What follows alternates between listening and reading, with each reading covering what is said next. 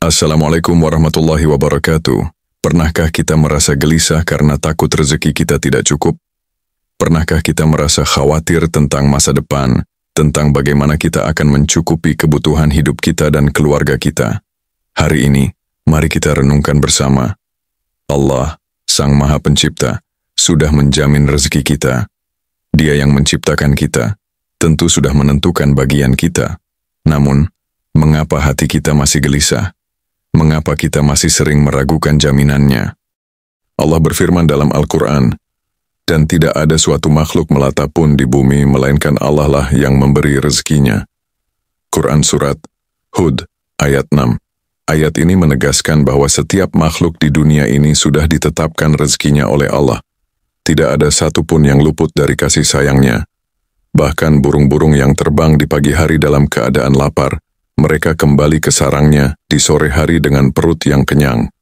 Bayangkan seekor burung yang tidak memiliki pekerjaan, tidak punya gaji tetap tapi tetap bisa makan setiap hari. Lalu mengapa kita, manusia yang Allah ciptakan dengan akal dan kelebihan yang luar biasa, masih takut tentang rezeki kita? Seringkali kita mengukur rezeki hanya dari uang dan harta. Padahal, rezeki Allah sangat luas. Kesehatan yang kita miliki, keluarga yang harmonis, ilmu yang bermanfaat, ketenangan hati, itu semua adalah bagian dari rezeki yang mungkin tidak kita sadari. Lihatlah orang yang memiliki kekayaan berlimpah, tetapi hidupnya penuh kegelisahan. Bandingkan dengan seseorang yang mungkin sederhana dalam harta, tetapi hatinya dipenuhi dengan ketenangan. Manakah yang lebih berharga? Bukankah ketenangan jiwa juga merupakan bentuk rezeki yang luar biasa? Meski Allah sudah menjamin rezeki kita, bukan berarti kita hanya berdiam diri. Rasulullah SAW bersabda, seandainya kalian bertawakal kepada Allah dengan sebenar-benarnya tawakal, niscaya kalian akan diberi rezeki sebagaimana burung diberi rezeki. Ia pergi di pagi hari dalam keadaan lapar dan pulang di sore hari dalam keadaan kenyang. Hadits riwayat Tirmidzi. Lihatlah burung, mereka tetap terbang dan berusaha mencari makanan.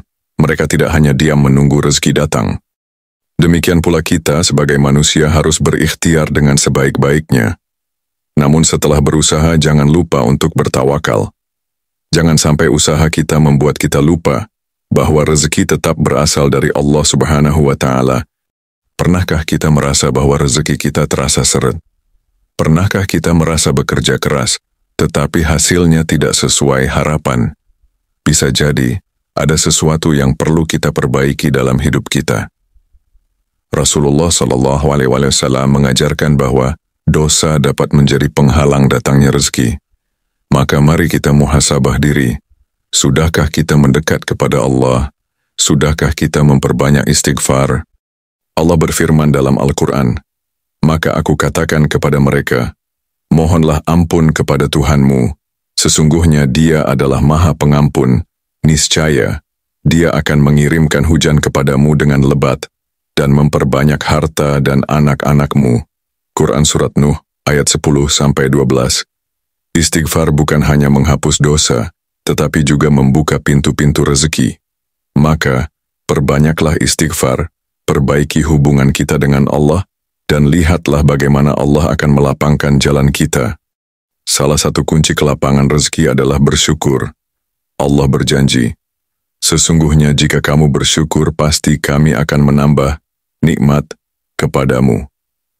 Quran Surat Ibrahim, ayat 7. Ketika kita bersyukur atas apa yang kita miliki, Allah akan menambahkannya.